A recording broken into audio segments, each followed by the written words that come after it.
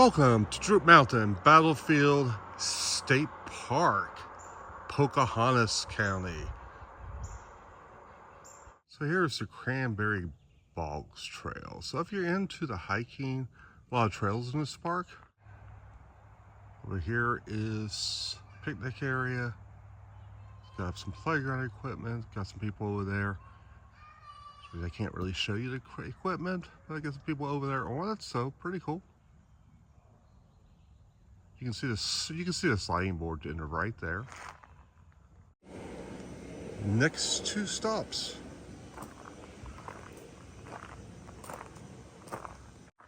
See, here are the Confederate graves. This is the grave sites that we're talking about. Here is the museum.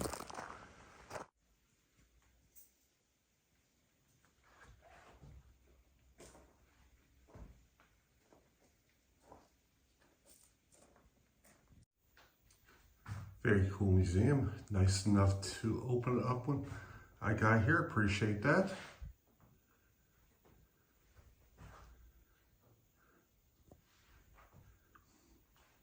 Cavalry horseback. Now, my dad wasn't in the Civil War, obviously. Not that old, but he was in the World War II. He was in the cavalry.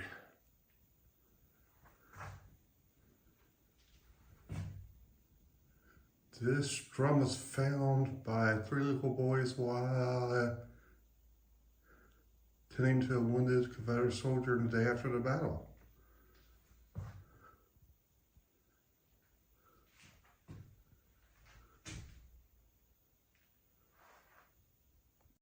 Explains why Droop Mountain. By the way, we are at an elevation of 3,060 feet. If you're here, please make a donation. Unfortunately, the guy was just telling me that that was broken into and someone stole the donations. That's why there's a padlock on it now.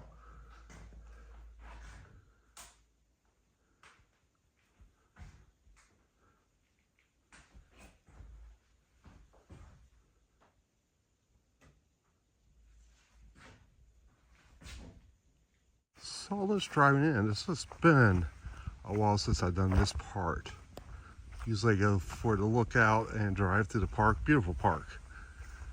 It amazes me that this beautiful park and so many people died on this during the Civil War. And this is in remembrance of the men killed or died of wounds at this battle. This is a 10-pound Parrott rifle, artillery pieces similar to the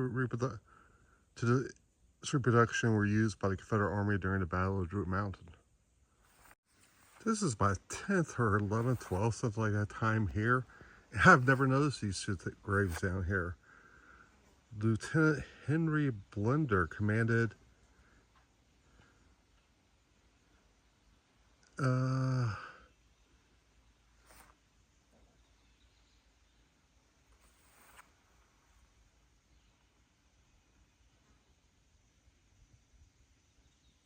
broke the Confederate line at the Bloody Angle, where so many of the brave men of both armies feud. I think that's what it says.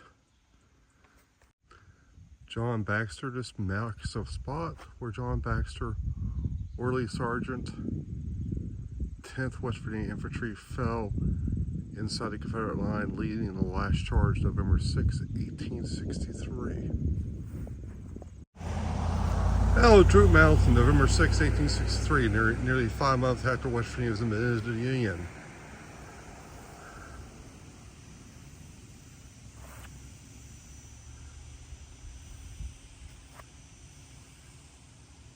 Let you read that, but 140 Union prosecuted 275 Confederate casualties, and this was the last significant Civil War battle in West Virginia. The White Oak, yeah, what? No chance of being sent to rest. 1670 was when it was born.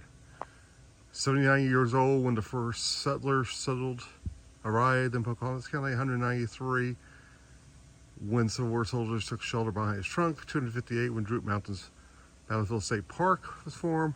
A Dorico storm of 2012, remember that one? Damaged it heavily. It died at 343 years old in the late spring of 2014. Yeah, hey, why not? Let's go take a look at the trenches. 28th Ohio Infantry, USA, Colonel Augustus Moore. Marched from Hillsborough. Colonel Augustus Moore led a federal force of 1,175 men along this ridge.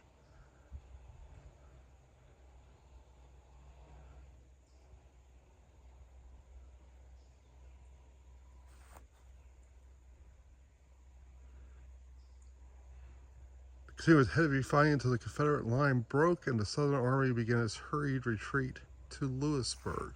Well, it says this way, so let's continue. I'm already invested this much into walking on it. Let's continue. 19th Virginia Cavalry, Confederate States of America, Colonel William L. Jackson. This left flank was the weakest point in the Confederate Army mounted opposition.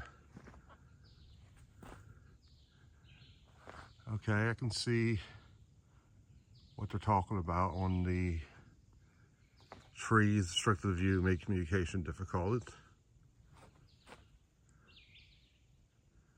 So they faced 1,200 Federal troops.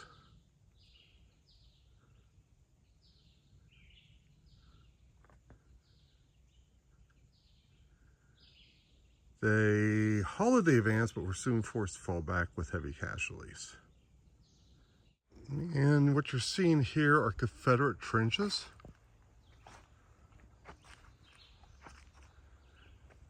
And then we have the 10th West Virginia Infantry, USA, Colonel Thomas Maley Harris.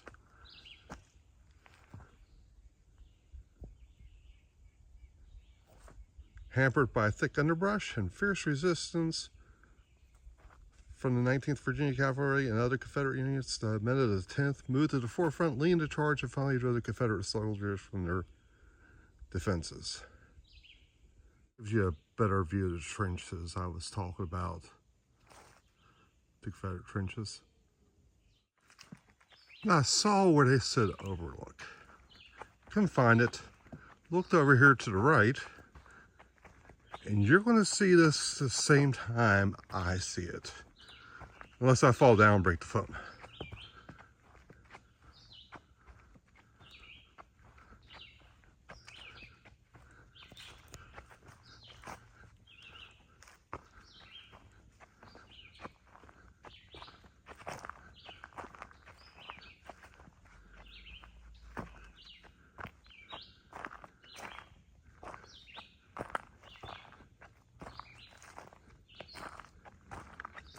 There's a big spring trail there.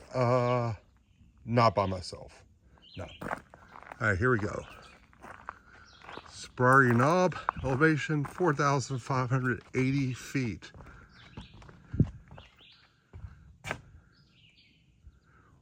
Wow.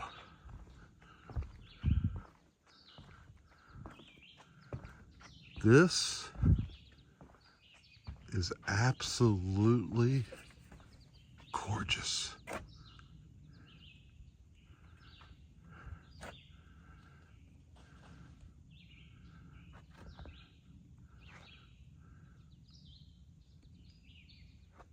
And again, I knew nothing about this one.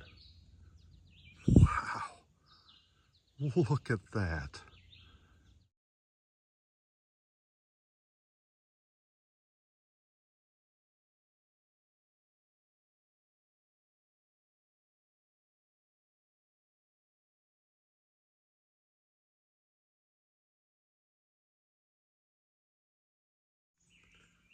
Now, that first trail I showed you, the Cranberry Trail, I know I probably messed the name of the trail up.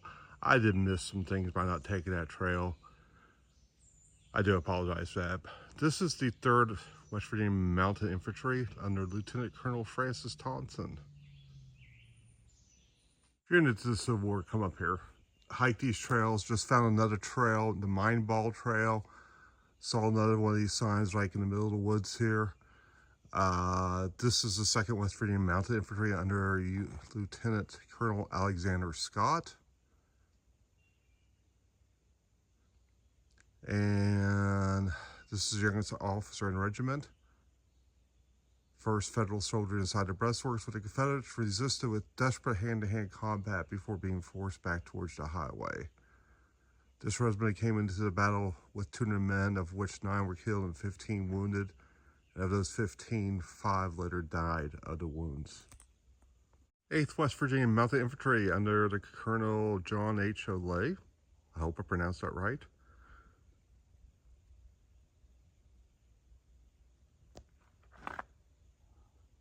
So now we have the 20th Virginia Cavalry in the Confederate States under Colonel William Wiley Arnett. From behind the breastwork with artillery supports, 20th Virginia occupied a strong position overlooking the highway at the Confederate center. But later on, they were pretty much outflanked, overran, and they went to desperate hand-to-hand combat. Nearly cut off from the rest of the Confederate Army, they suffered heavy losses as they rushed on the main road. And this is Chapman, Jackson's, and Murtie's Virginia batteries, Confederate States, under Major William McLaughlin. So this is interesting. They couldn't hold due to Federal advances on the left flank. During the retreat, 6 of the 7 guns were removed safely, but one of the 12-pound, broke down and had to be abandoned. Now this is where it gets interesting. Officials report indicated that it was captured by the Union Army, but rumors persist that it remains buried somewhere on Droop Mountain. That would be an interesting find. Out hiking, and hey, look what I just found. 22nd Virginia Infantry under Colonel George Patton. The regiment went into the fight with 550 men. They suffered some of the heavy casualties. 113 were killed, wounded, or missing, including 15 of the 24 officers. And yes, George Patton was the grandfather of General Patton of World War II fame. 14th Pennsylvania Cavalry, USA, James M. Schoonmaker.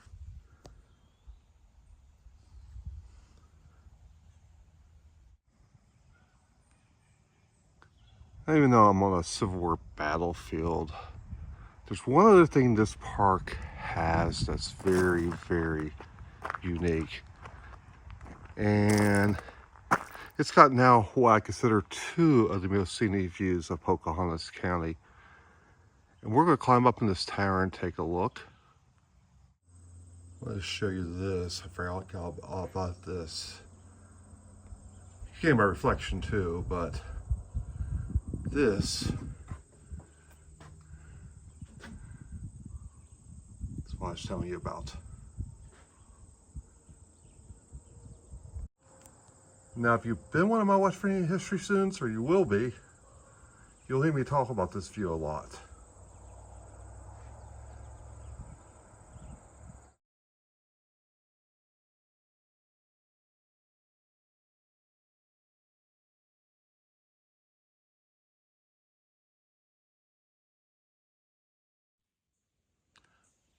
I'm going to wrap this video up on Droop Mountain as I stand in front of one of the West Virginia swings. I'm impressed. I've been up here so many times, but this is the first time I truly took my time. And I'm so glad I did. Absolutely amazing. I mean, this and Beartown's only like a couple miles apart, basically, maybe 3. Get up here, view these things. If you're into Civil War, great place. If you're into scenery, great place. If you're into both like me, excellent. Thank you for coming along, and I'll see you on my next adventure.